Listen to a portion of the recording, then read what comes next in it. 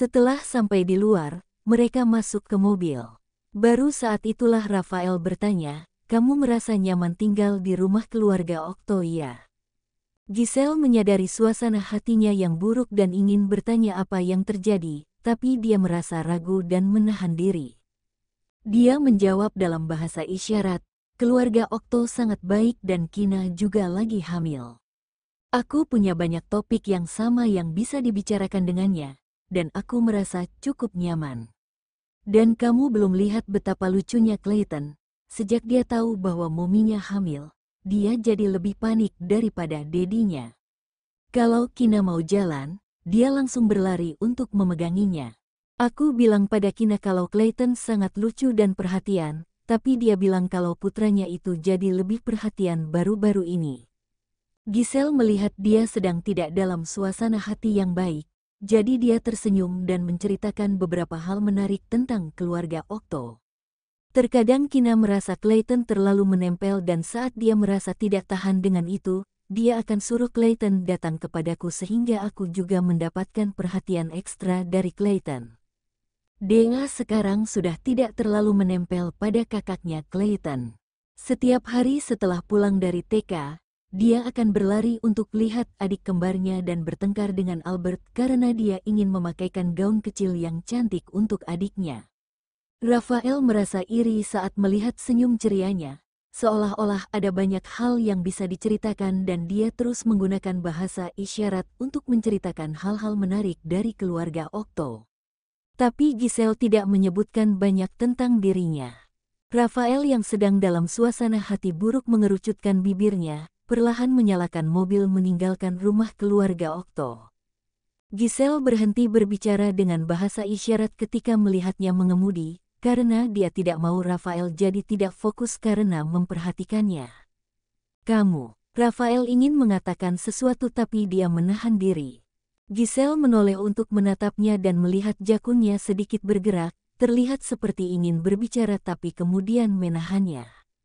Entah kenapa, perkataan Kina sebelumnya tiba-tiba muncul di benaknya saat mengajarinya cara mengejar Rafael. Giselle berpikir sejenak di dalam hati dan akhirnya tidak bisa menahan diri lagi, lalu bertanya padanya, "Rafael, kamu merindukanku?" Selama setengah bulan tinggal di rumah keluarga Okto, Giselle yang selalu membuat panggilan video padanya setiap 2 atau 3 hari sekali karena Rafael tidak berinisiatif untuk meneleponnya lebih dulu. Bahkan hari ini ketika dia datang ke rumah keluarga Okto, dia juga tidak bilang padanya lebih dulu. Rafael yang sedang mengemudikan mobil hanya diam. Apakah dia memang merindukannya? Apakah dia memikirkannya? Rafael tidak yakin apakah dia benar-benar merindukannya atau tidak.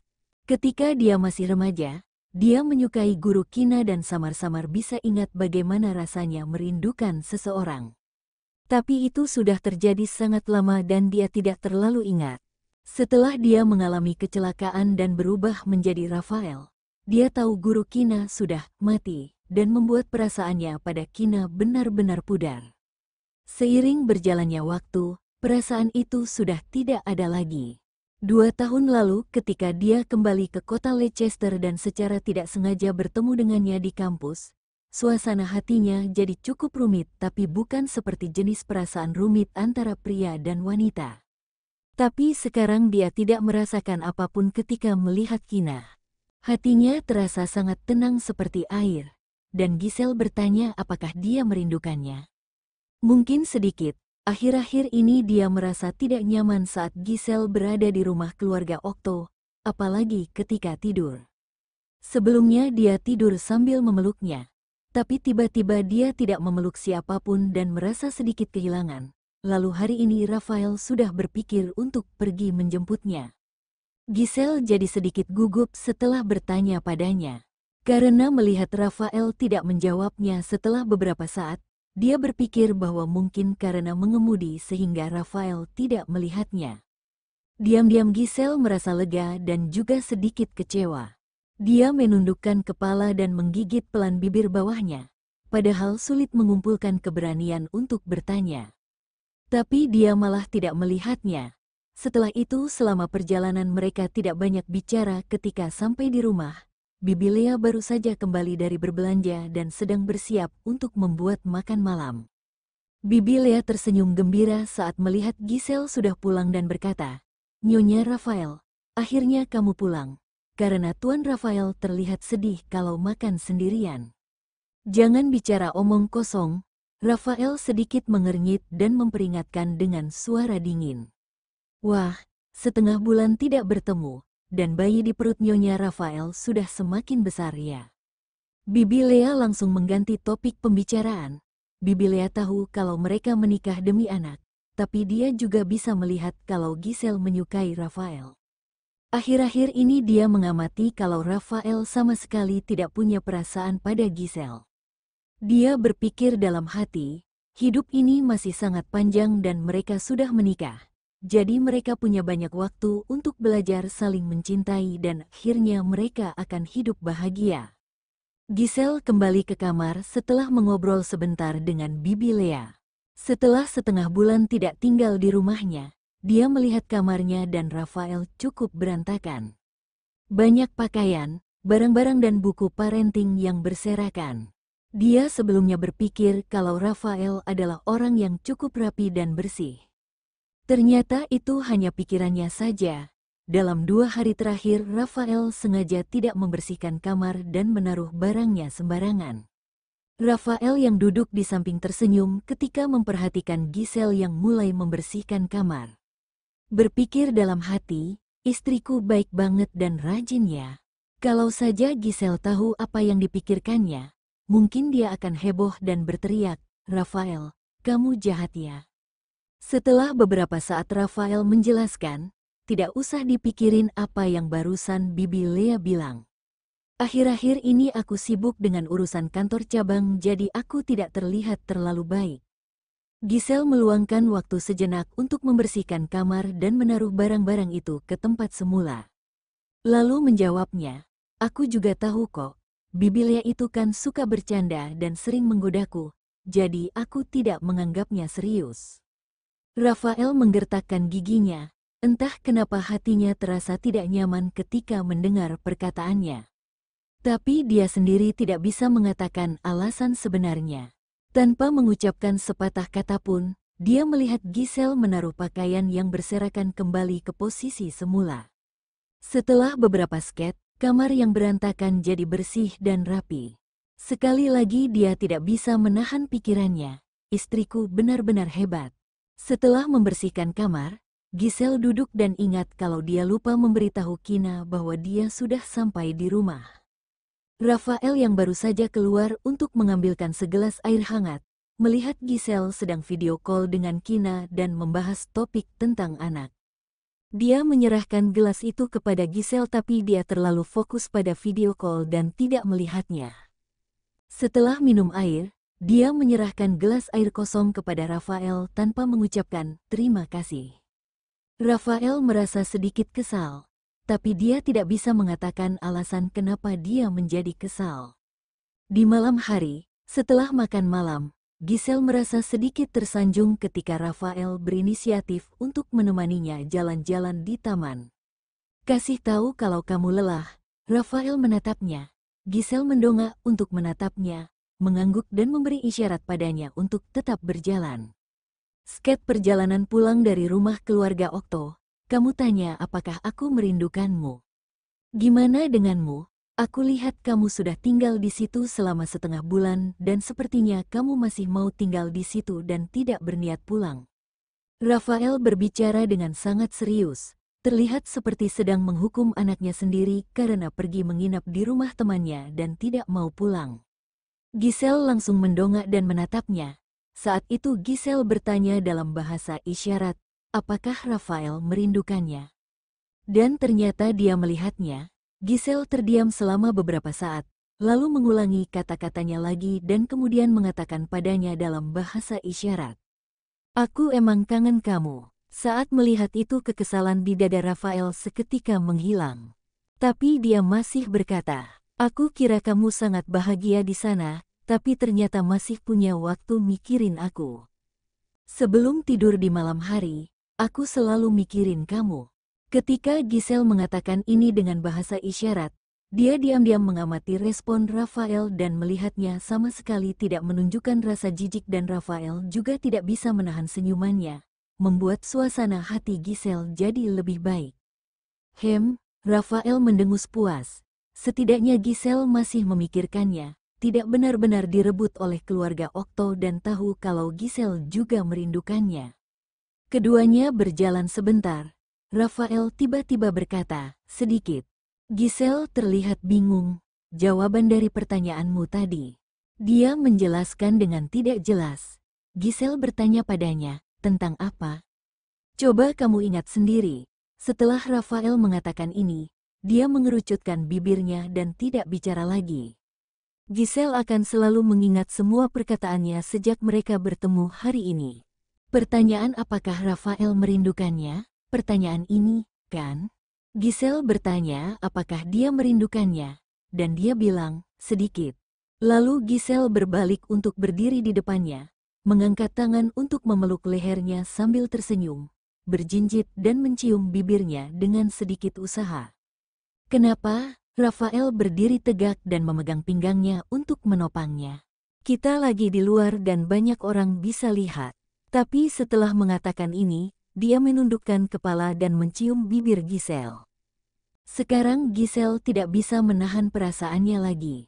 Meskipun Rafael bilang ada banyak orang yang bisa melihatnya, tapi dia menciumnya lagi, membuat Giselle panik dan langsung mendorongnya menjauh. Tidak ada yang lihat kok. Untuk sesaat Rafael melepaskan bibirnya, berkata dengan suara rendah dan serak, lalu menciumnya lagi. Dia merasa sepertinya dia sangat merindukannya. Bukan hanya sangat merindukannya, tapi dia juga merindukan bibirnya, tangan kecilnya yang halus dan beberapa hal lainnya.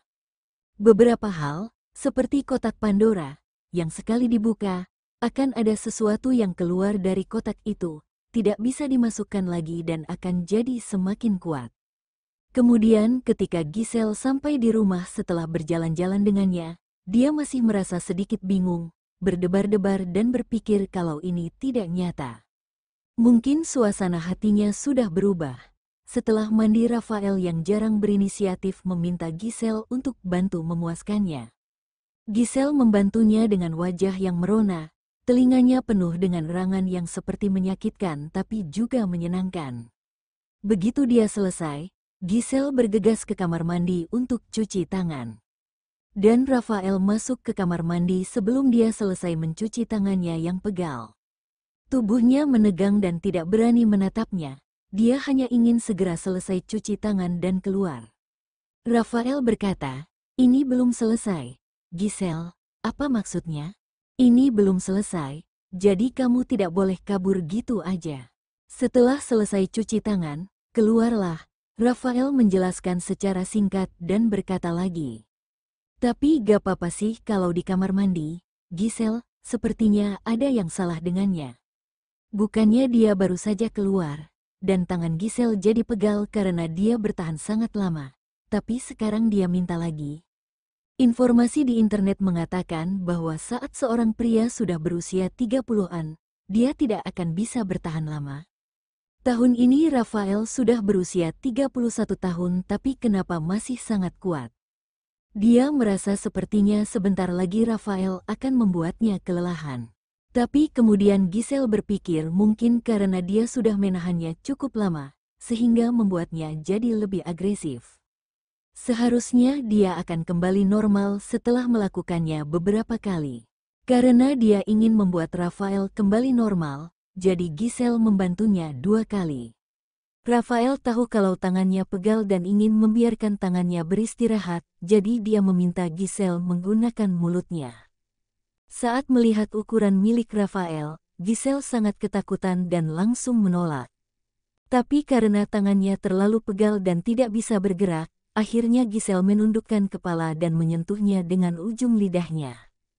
Rafael segera berkata dengan suara yang sangat tegang, "Jangan gerak." Dia menghentikan Giselle dan berkata padanya lagi, "Cukup, kalau tidak aku takut akan jadi gila dan hilang kendali." Kemudian Rafael menggunakan telapak tangannya yang besar dan melakukannya dengan cepat di depan Giselle. Giselle tercengang saat melihat ini. Apa yang dilihatnya sangat menakjubkan. Dulu dia berpikir mana mungkin Rafael menggunakan tangannya sendiri untuk mencari kepuasan, tapi kali ini dia benar-benar melihatnya sendiri. Rafael mengambil beberapa tisu untuk menyekat telapak tangannya yang kotor lalu menggendong Giselle dan membawanya ke kamar mandi. Setelah keduanya mandi, Giselle berbaring di tempat tidur. Lengan dan pergelangan tangannya yang pegal membuatnya tidak bisa mengabaikan apa yang terjadi malam ini. Dia terus teringat akan kejadian yang menarik dan memalukan itu, sehingga dia tidak berani menatap Rafael. Rafael memeluknya dari belakang dan merasa hatinya sangat nyaman. "Giselle, besok ikutlah denganku ke kantor cabang." Dia berbisik bukan untuk berdiskusi dengannya, tapi untuk memberitahunya. Kantor pusat berada di Jerman dan ada wakil presdir yang bertanggung jawab di sana. Kantor cabang di kota Leicester baru saja didirikan dan ada banyak hal yang harus dilakukan, jadi dia benar-benar tidak punya waktu untuk menemaninya. Dia berpikir alasan kenapa Giselle tinggal selama setengah bulan di rumah keluarga Okto adalah karena dia tidak ingin merepotkan Rafael. Tapi Rafael tidak ingin dia menjauh darinya lagi karena alasan tidak ingin merepotkannya. Sebenarnya Giselle cukup pengertian, karena dari awal pernikahan sampai sekarang, dia tidak pernah merepotkannya atau meminta banyak hal. Bahkan Giselle juga menangani beberapa hal sepele mengenai Rafael dengan sangat baik dan sama sekali tidak membuatnya khawatir. Giselle membeku sejenak lalu menggelengkan kepala untuk menolak. Sekarang dia sedang hamil 7 bulan. Jika dia pergi ke kantor cabang bersamanya, dia tidak bisa membantu Rafael, tapi sebaliknya Rafael harus membagi perhatiannya untuk mengurusnya. "Itu sudah keputusanku," Rafael berkata dengan dominan, seolah-olah tidak melihat dia menggelengkan kepala. Giselle ingin berbalik dan menolaknya. Tepat sebelum dia bergerak, Rafael sudah menahan kepalanya dan memegang pinggangnya dengan lebih kuat. "Oke, ini sudah larut malam, jadi ayo tidur karena besok kamu harus bangun pagi-pagi." Karena memikirkan Rafael yang ingin dia ikut ke kantor cabang dan harus bangun pagi, membuat Giselle tidak bisa tidur nyenyak. Karena sedang hamil, dia sering terbangun saat tidur dan bermimpi pergi bersamanya ke kantor cabang, atau mengira sudah pagi. Keesokan paginya, Giselle juga bangun saat Rafael bangun. "Selamat pagi." Rafael sedikit terkejut ketika melihatnya sudah bangun. "Tadi malam kamu bilang tidak mau pergi, tapi hari ini kamu bangun pagi banget." Giselle sedikit malu karena ejekannya dan menjawab dalam bahasa isyarat, "Kamu yang bangunin aku mau tidur lagi ya." Setelah selesai bicara, dia langsung berbalik memunggunginya.